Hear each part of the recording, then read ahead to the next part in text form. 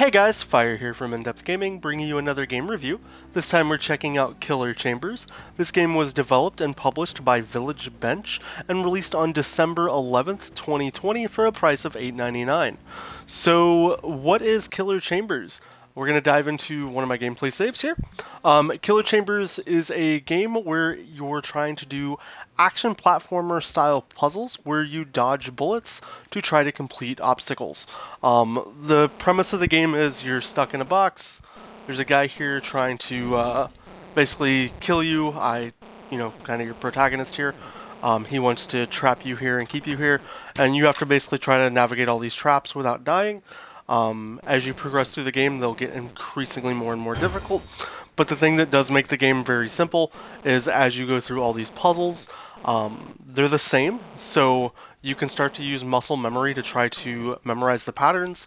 And then as you get the patterns down, you can progress and continue therefore.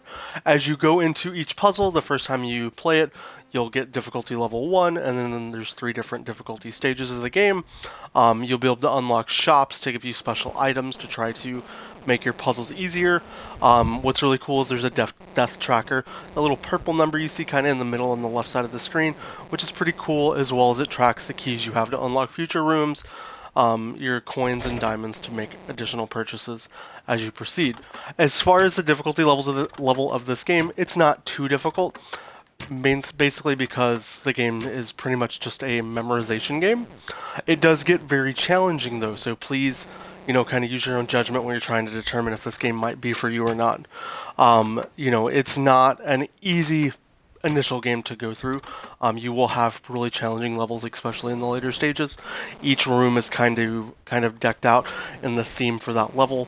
There's multiple different levels, so you'll get, different aesthetics, different characters you encounter, such as, the shopsmith guy, different ways you maneuver through the levels. They're not always going to be just, an empty box here. There could be things you could jump on. It'll change the shape a little bit, and it makes it a little more dynamic. Overall, the aesthetics and sound and audio of the game are done really well. I actually really enjoy that the characters don't talk. It's just kind of a text blurby read, so you can kind of give them your own voices in your own head, kind of the way you want. The control-wise, it's very minimalist. You just dive around, use A to jump, and then B to skip dialogue. That's really the gist of the game. Nothing's too overly challenging by any means. If you are trying to complete this game and get the full 1000, this is a very tough game to complete, so please note that as I, kind of go back and forth saying it's challenging, not challenging. I understand there's a little bit of a dilemma in my statement there, but note that, the game does kind of show you how to beat it every time after you die. You just need to practice more and more. And, you can go back to the map, play levels, like I said, unlocking different currencies to spend and buy things in the shop. Some of the shop banter is some of my favorite. You can kind of pause the video and read as it goes here, but this is kind of how you can get an edge when you're going into different puzzles. You can buy different items, whether it be a headpiece that gives you specific abilities, bombs to blow up arrows, or, slime to maybe trap things. There's a wide variety of things that you can honestly get through and, unlock using your currency. Now, you're not going to earn the currency at a super fast rate, so I recommend being very diligent while you're unlocking things and, be smart about, what you choose to buy. Let's dive into another level here, and I'll let you guys kind of see how these items work. So you can use your X button to trigger your items while you're playing, and I can just blow up the arrows, for example. So if I want to just, make it a little easier in a section where I'm having difficulties. Note though that you can only use one item per level, so you kind of have to manage your time there, really at your best expense. The levels do get, a little more challenging as you progress, but like I was saying, it's hard to give the game like a difficulty rating that doesn't really change. There's no random RNG here or anything in that, terms.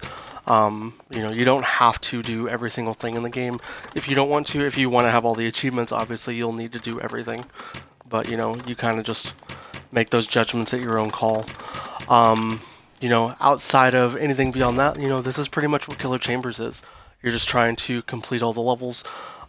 get through the next puzzle, beat the bosses, and progress through therefore. As far as giving this game any type of a rating, I'm going to give this game a solid 7.5 out of 10. It's a ton of fun. It's very different to puzzle type action platformer games that are kind of out there, and I think it's a nice unique niche to the genre.